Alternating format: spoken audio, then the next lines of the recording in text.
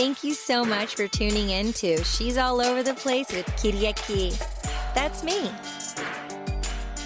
Welcome back. I have an agent on for you today, an agent in Hollywood who's also a filmmaker and a friend of mine. Lupe Valdez is a Texas native with a film degree from the prestigious RTF department at the University of Texas in Austin. He's produced and directed dozens of projects across many mediums. He has 8 years experience as a talent agent at 2 of the biggest agencies in Texas, working both Los Angeles theatrical and Texas commercial and theatrical, and has great relationships with casting directors in LA, Texas, and the Southeast market. As a volunteer, Lupe ran the Austin branch of NALIP for 6 years and has participated in 15 years at South by Southwest, including 2 years as a film panelist and 4 years running at South by Southwest Filmmaker Lounge. In Los Angeles, he has produced several projects and worked with the Marlene Agency for 6 years now. Lupe, thank you so much for joining me. How are you? I'm great. I'm so excited to finally have this conversation. You're an old friend and a force of nature, so I'm excited to, talk about all these topics that we're both excited about. Yeah, definitely. I mean, you do so much. I mean, the love of the arts is who you are while you're here. You're an agent but you're also a filmmaker. And, I know we've had conversations about, the frustrations in your own mind and with people. It's like that old mentality of picking one thing and sticking to it. But, you're both. You are an agent, and not only an agent in LA, but being from Texas, you have experience in those areas. So, you've accumulated your skills as an entrepreneur, and, it's all about building relationships. So many people are so pigeonholed with picking one thing, but really in the respect of what we're doing, you need to really nurture those relationships in a multitude of ways. And then you crossed over for filmmaking as well. So let's talk about that process and how it is for you. Where would you like to start? Sure. I guess I started with the filmmaking first when I was around maybe about 14 or so. I just started to shoot some movies with some friends, and I didn't know that was a potential career. But as I went to college and I had to choose a major, I chose radio, TV, film at the University of Texas. That just showed me like the power of storytelling.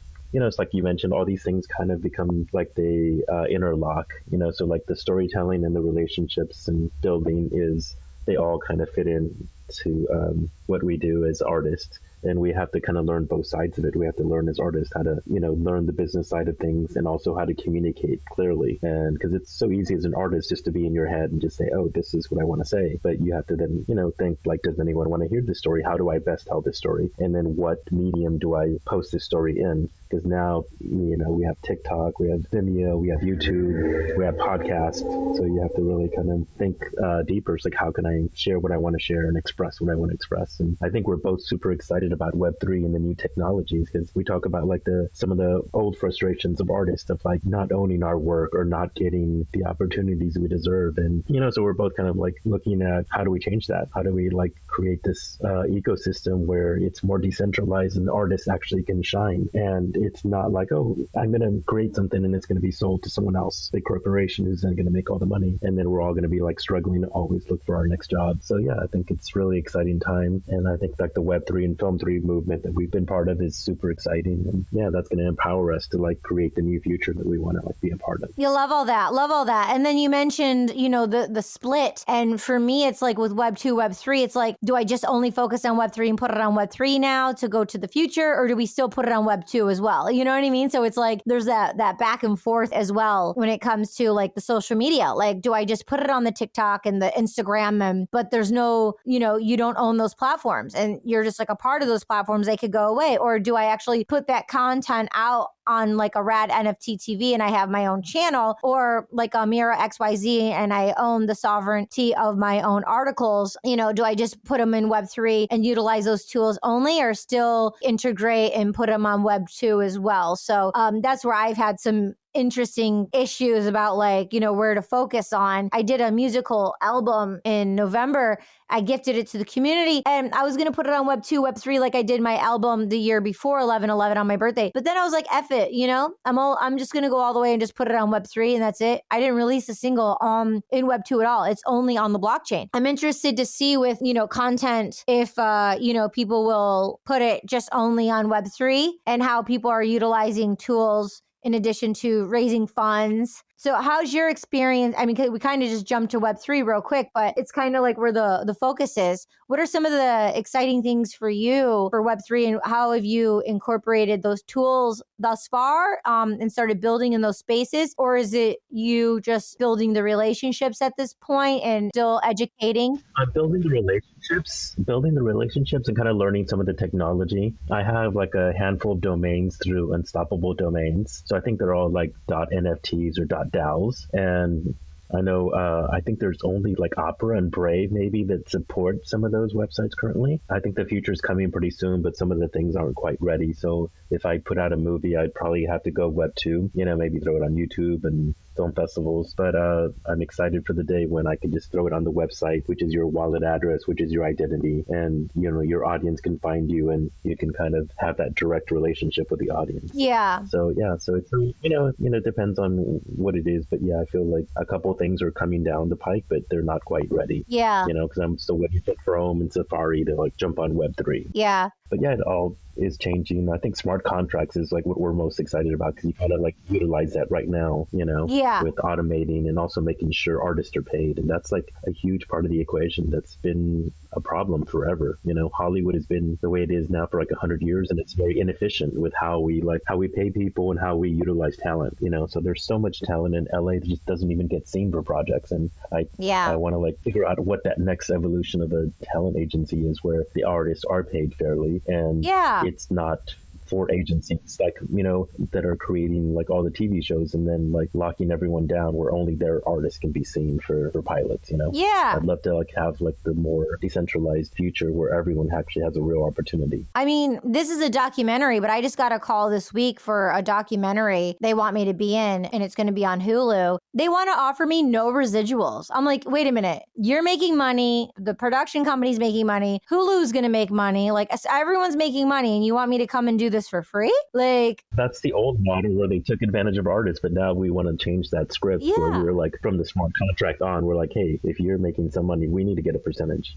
You can't keep exploiting the artists and Yeah, no, they're offering me this role. They think it's an offer. They think they're doing me some justice because I'm gonna get on screen. Like, no, I'm not doing that. No way. I find there's no value. These people are preying on talent and exploiting talent. Like, that is unjust. It's not happening. No way. No way. So let's talk about, let's pivot into you being in LA and being an agent. What happens? Like, how is the process now? How is it different? Let's, I guess, just say from, pre-pandemic into now and how things are operating from, the agent standpoint. Yeah, it keeps changing every several years. And I became an agent back in 2003 in Austin. Headshots were black and white. We had them up on a wall. And if people wanted something overnight, we would call FedEx and then run to the drawers and like pull headshots. So like I've been, part of the agent business for quite a long time. And every several years, things change. And like, obviously technology's been the blessing and the curse the past couple of years in terms of how actors are submitted and what materials casting can receive and how fast. The downside is they now get way too many submissions, like a co-star that's maybe 2 to 4 lines, 2,000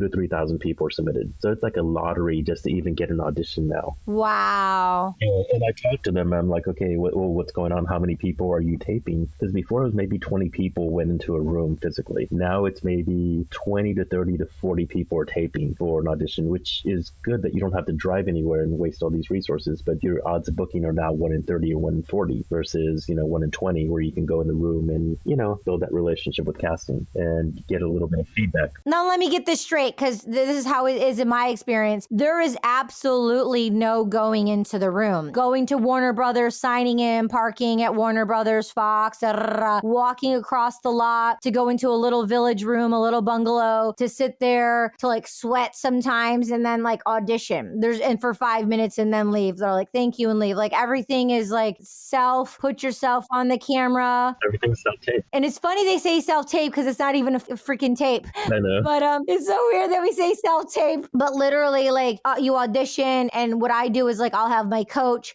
on a Skype who's reading with me and directing me through Skype, who's in another state, who's not even the same state as me, and reading with me. And then that needs to be edited, or you edit it and you tweak the lighting a little. You have to have good lighting and a backdrop. And like, you have to do the whole production of putting yourself on a self-tape, unless you go in somewhere and pay $30 or $50 for someone to self-tape you. And then they deal with the lighting and give you the file, and then they send it to your agent, and then you upload it. So like, let's talk about that process a little bit. How is that for you? And how is that for the talent you represent? Oh gosh, like, it's a nightmare sometimes, because we have some older talent that, you know, when they grew up, there was no computers or there was no iPhones, and they're having to like now self-tape, and they're like 60 or 70 or 80. They have a lot of tech issues, which then gets thrown at me last second of like, oh, how do we figure this out? How do we get this tape to casting? And I have like 10, 20 minutes of stress of like, how do I get it in the right file size? How do I upload it to the right website? And it's the wrong this or that. So I have to fix a lot of errors or things, challenges for people that are a little bit older. And also some young people just don't know how to self-tape. And it's not a skill you learn as an actor necessarily right away. You're working on the craft, and all of a sudden you have to be a technician. You have to know lighting and editing. And it's like, that's not, some people don't have the brain for that. They're like great actors, amazing actors, but like their tech side of it is like, how do I do this? And then, you know, when we try to give them advice and kind of get them up to speed, and if something's really huge, like, oh, maybe go pay for self-tape and get coaching, you know, if it's like really a big role. But yeah, it's definitely a challenge, because, you know, and the other challenge is you don't get any feedback. You know, everyone does their tape, they send it in, and they're like, oh, what happened? And like, oh, you know, they cast it by now, it's shooting next week, or it's shooting a couple of days. Yeah. And there's like, is there feedback? Yeah, I can ask them, but they're like, no, we don't know. We had 30 tapes. It's all blurred out. Yeah, we don't get that validation. Just, you have to just know you're not going to get applauded. Like you only get called if you do a really bad job, or if you like wore perfume, or if you like did something to another actor in the waiting room, or if you did something wrong, or if like you booked the role. Otherwise, there's no validation that's going to happen. A couple of things. Like, one, as like an artist, you were very sensitive. So how can I be just into the character, let go, and just be totally in that? If I'm having my director brain on, or my technical brain on, to make sure that it's recording, to make sure my sound's good, to get out, you don't want to be in that perfectionist syndrome of, you know, making sure everything's great, when you want to just be in the moment to listen, to act. It's two different sets of the brain. One. The other thing is, yeah, if you need a recommendation, I have a woman it's a very low cost, where you could just go in the Valley. I'll give you her name, and you can have it on your reference sheet, just send talent there if they want to spend, you know, they're prepared. They just go in, do their role, and be done with it. And then the other thing is Actors Connection. They have like courses you can take. So there's places, and it's funny because it's like on screen, it's on Zoom, and it's like, learn how to self-tape through electronic course. So, I mean, there's that too, where, you know, there's a service to like train people of how to do it. And that's just like another thing, you know, it's a lot. It's exhausting. And I remember Actors Fast Track. I think I went to one of their showcases like a couple years back. So I'm familiar with their services. Yeah. But yeah, you're right. You have to teach people that aren't tech savvy how to be tech savvy so they can empower themselves. And actually, my latest short film is actually called Self-Tape Trauma. And it's my experience helping my friends tape, and just that feeling of like powerlessness that you can feel when you're taping. It's like, is anyone watching this? Is this going anywhere? Like, what am I doing with my life? And this character literally has like 70 self-tapes without a booking, and just has this huge meltdown. And her tapes just get worse and worse and worse at take after take. And she finally just says surrender, just whispers to herself surrender, and then does the take of her lifetime, you know? So it's kind of, I think the process we have to take as artists, because we are going to get more and more frustrated as like, where's my auditions? And then you get them like, well, where's the feedback? Or why didn't I book? And it just feels like you're like, you know, more and more powerless. But you have to like get back to that point where you're just like, you let it flow through you. It's like surrender, and just take control of your own voice, and just say, I'm going to do an amazing job, and then just let it go, and just keep going, keep creating your own stuff, and keep auditioning for the big stuff through networks, you know? Yeah, I love all that. And then sometimes literally like I'll do all these self-tapes, all this work, and then absolutely hear nothing. And it's like, it's electronics. Things fall through the cracks. People are busy. Like sometimes you wonder, like what you just said, like, did my audition even get seen? Like sometimes I've, you know, followed up like, hey, did you send it in? Like if it's not me sending it in, like, or if sometimes uploads goes right to the casting director. But sometimes I've checked in with you before, and I'm like, yo, did they get it? Like, you know what I mean? Like, cause sometimes. Oh, exactly. Is this thing on? Like, yeah, sometimes you have to send it through a retransfer, but then you get an email saying this file was never downloaded. It's like, I did all this work. They didn't even download the file, but what if they downloaded it from a different email address? You know what I mean? Because I don't think it tells you if it downloads from a different email address. I don't know, but like things could fall through the cracks. You could do auditions and maybe they're never seen. That's... Yeah, and sometimes they book someone right away. Like they say the deadline's 3 or 4 days and people turn in tapes the first or second day and they find someone. And then people turn in like the last minute and they're like, they've already cast someone. They found someone they fell in love with, because sometimes they do forward it to producers as they get tapes they love. And sometimes they do book someone first or second day and we don't know. And then we reach out and they're like, oh yeah, we booked someone. Yeah. So I think with the blockchain technology, there'll be healthy communication where that information maybe could be transparent on the blockchain to like stop all that energy and work that doesn't need to be done if they find someone, right? Exactly. That's exactly what you said is really important to me, because I there's some maybe indie movies that come in that are even union and they'll be like, okay, record 10 pages. And I tell my actors like, no, don't do that. Like record one scene. If they want all 3, that's a callback stage. So there's just so much like not respect for the actor's time and energy that goes into auditions. Like they're just like, oh yeah, tape 3 scenes for us. And it's the first round. I'm like, no, that's a callback. Yeah. Tape one scene and you'll know within a few seconds if the person is right or not. And then if you like them, ask them to tape for the 2 additional scenes. But 90% of people won't be right for it, then don't waste their time. Don't make them memorize 3 scenes, and spend a whole day doing it. Yeah. Speaking of, like sometimes, like a lot of times, like you'll get the materials and there's so much overload that you have to read, and there's certain casting directors are so specific. If the labeling's wrong, like we won't even watch your audition. And it's like, oh, I know. Yeah. It's a bit brutal. I mean, so hopefully like that's the good thing about like having a team and an agency so they can cross-check that. But it's like, and then, my agency, Bankston Talent in New Mexico, I'm very, like atypical when it comes to that. But sometimes,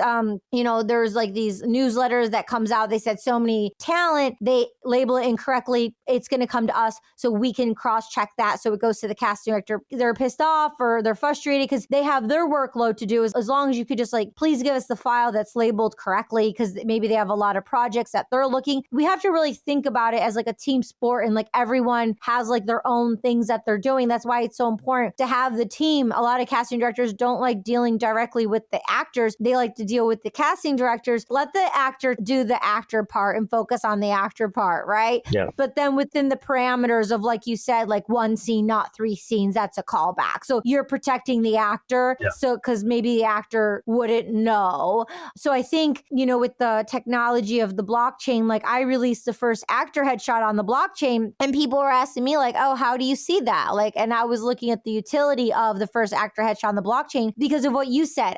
When I was a kid, I was like reading all the books, about old Hollywood at Barnes and Nobles when I was a kid. And then there was the black and white photos. And then there was the colored, everything went to the colored photos. And then there wasn't photos anymore. It was everything digital. So everything was digital. And then some casting directors were old school where they wanted you to bring a headshot. And then, so you would always take it just in case because you didn't know. And now there's not even auditions in persons. Everything is digital. My future is, okay, well, instead of you scrambling through a desk and FedExing the headshot over, if everything's on the blockchain and you need someone who's Latina or, someone from Zimbabwe or something, like you can input that thing how you would do on Actors Access of all those things you need to fill out. And it's right there every single time on the blockchain. It would save so much time for agents and casting directors to be submitting for a role if you just compute a couple things into the blockchain and it was just already right there. You could miss through the cracks of finding some amazing 6-year-old boy or 13-year-old girl somewhere in the world, instead of bypassing and missing it through social media,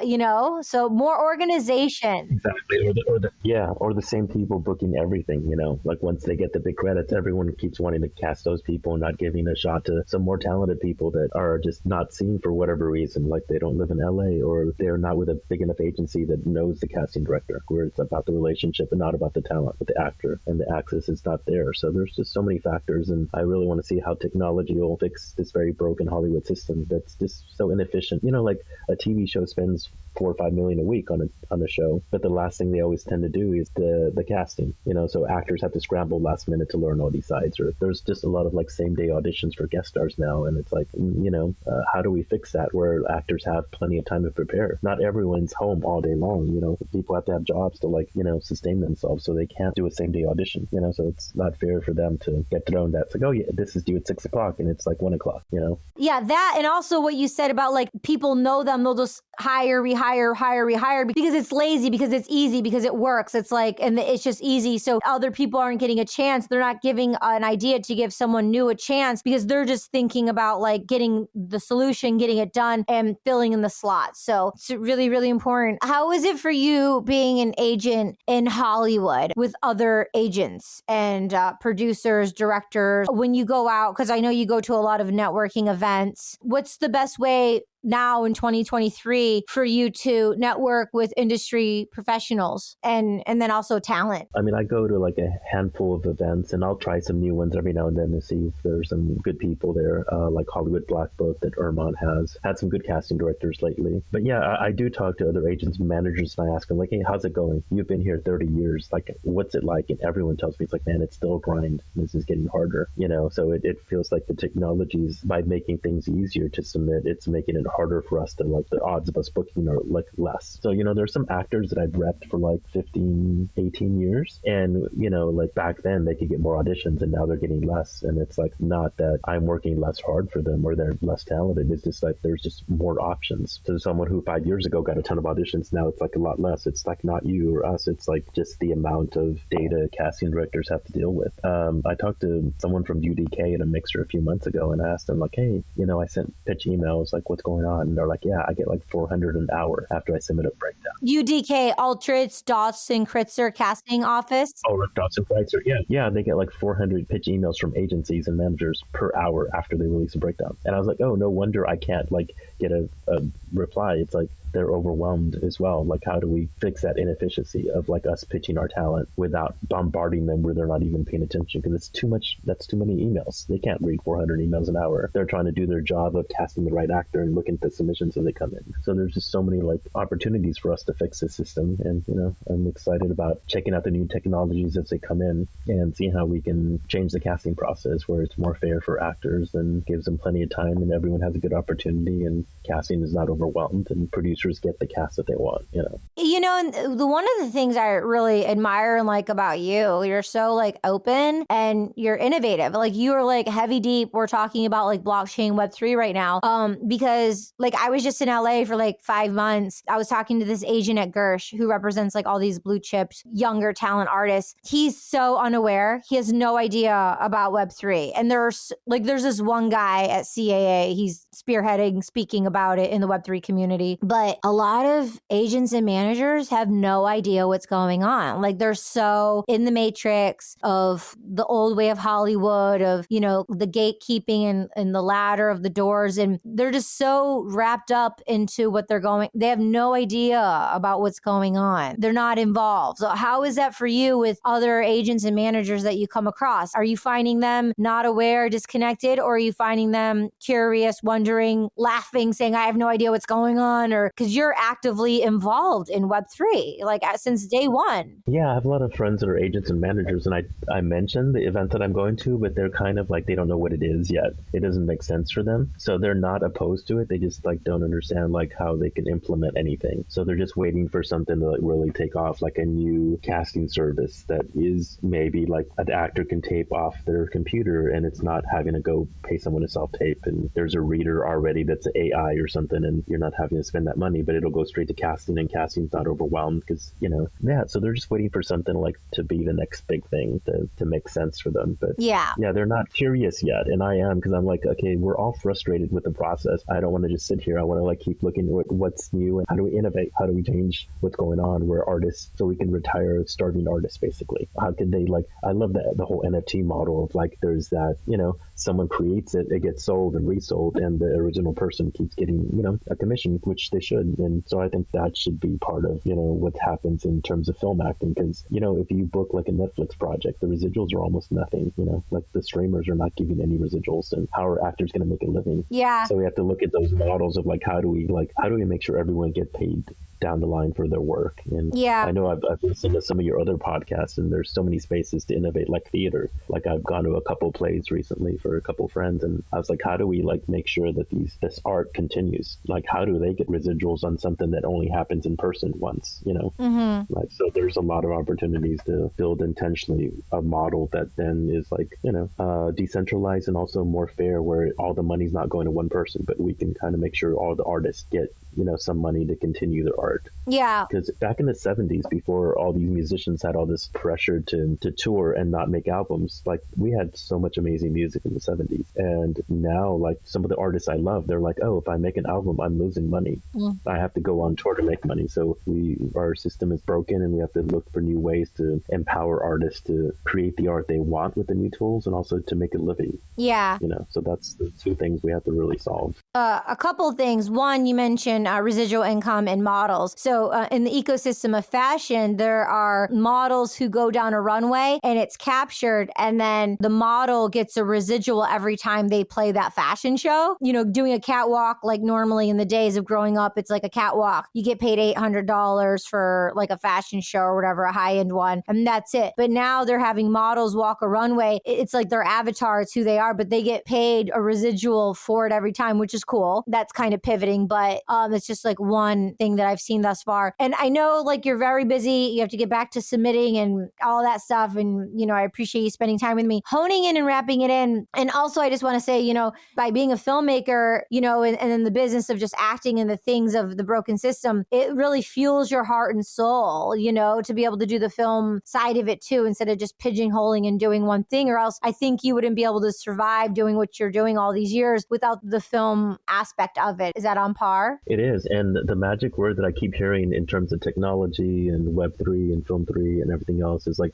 the utilities community. And I need that reminder daily. It's like, okay, yeah, this is, we're trying to build this new ecosystem. We're frustrated with the old one, but it's all about community. How do we build this beautiful community where we let artists tell the stories that we want to hear as a society? Yeah. So it's really all about community. How do we build community in this new electronic age where we're so disconnected from each other? Yeah, love that. And then for the actor who maybe doesn't have an agent, tips, books, classes, like wherever they are in the world, just like tips of some things they should do, and then some tips of like, please don't do that. Please don't do that. Like, yeah, I think the main thing they have to do is switch that light switch of like, I'm powerless to like, I'm powerful and I'm empowered, and I'm going to look to see what tools I can take advantage of to start to create what I want to create. Like, you can be a part of a showcase, but you can also create your own showcase. You can also create your own short works to actually highlight what you can create, and then throw it on YouTube, and someone will see you and you're like, oh, that was amazing. And then people all of a sudden want you. YouTube Shorts is really popping. It's really popping. And, again, you're chasing all these people to like sign you and then put you in a movie. But if you create something really beautiful and they find you, then all of a sudden they're just knocking on your door, inviting you to like be a part of their projects. There's also a lot of like tools for like producing. I know we're short on time, but like No.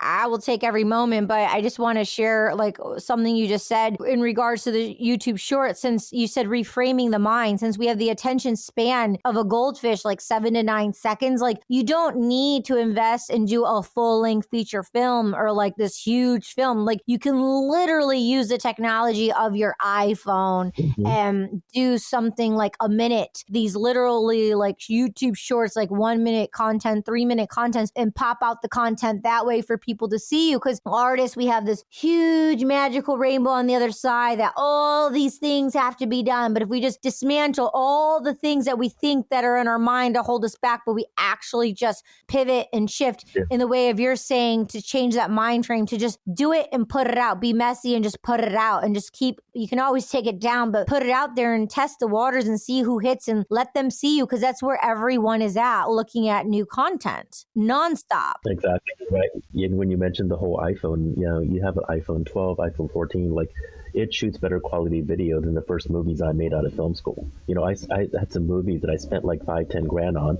that they're not watchable compared to what an iPhone in your pocket can shoot. And what's also beautiful is there's so many resources now. If you want to learn how to edit, get on YouTube and find tutorials. If you want to learn how to produce, one of my new friends that I'm working with, Julie Bersarni, she has From Script to Screen, teach new producers how to produce real projects. I think Black Poppy Productions is her production company name. But so there's a ton of resources, 14-day film school. So if you like, oh, I don't know anything, I'm an actor, there's the resources out there to like learn how to produce, learn how to direct, and the tools are in our pocket now. So it's just a matter of that mind shift of like, I'm taking control of my career and I'm going to be positive, and I have something to share that's beautiful with the world, and you just go for it. Love that. But when you get defeated, you're just like, you're sitting at home and you're waiting. I go to some mixers that are just so bad. I walk in and I'm like, I feel desperation of everybody in the room, and I walk right out. I'm like, no. But I love how you listen to that intuitive hit, like you feel it, you go with that hit and you leave. So it's important for the talent to hear that as well. When you like hear something, sometimes we don't listen to ourselves, but it's important to take action so you don't waste your time and your energy, which is the number one currency. Exactly. And I'm not always looking for people that like have a huge resume that are like, way ahead of me. It's more like, oh, there's some really good person there who is positive and works hard and uses the tools. Like, oh yeah, they'd be a good partner for a project. So it's just a matter of that attitude of just being positive and being good to work with and believing in yourself. Like that's all it takes, that mind shift. Like that kind of person's like, yeah, I'll talk to you at the mixer, because you feel that energy of like, yeah, I want to make something happen and I will make something happen. You pay attention to that attitude for sure. Yeah, love that. All right, everyone. We just experienced an amazing episode with Lupe. Thank you so much for tuning in. We have a giveaway. It's a special giveaway for the actor that's maybe listening. So go to the link below and write in the topic Lupe, Lupe. Let us know something valuable that you learned today. Share it with 1 to 3 people. Anywhere you want to share it, let us know, and you could win this special giveaway. And definitely shout out to Gold Tree Studios. That's GOLD Tree, TREE Studios. Check out Gold Tree Studios on Instagram and also goldtreestudios.com. It's a post-production facility, state of the art with the most advanced tech in Los Angeles. If you need post-production on any of your projects, music, TV, film, documentaries, YouTubers, in addition, a finance department, Tim Chonacas, let him know that She's All Over the Place sent you if you want to pitch for your TV show, documentary, or film to be produced and financed by Gold Tree Studios. Thank you so much for tuning in. And Lupe, you are invited on She's All Over the Place anytime. Thank you so much for coming on. I know you're really busy. All right. Thanks a lot. I enjoyed it. I'll talk to you later. Yay. Okay. Bye. Ciao. Thank you so much for joining us. We'll see you next time. Katie, over and out.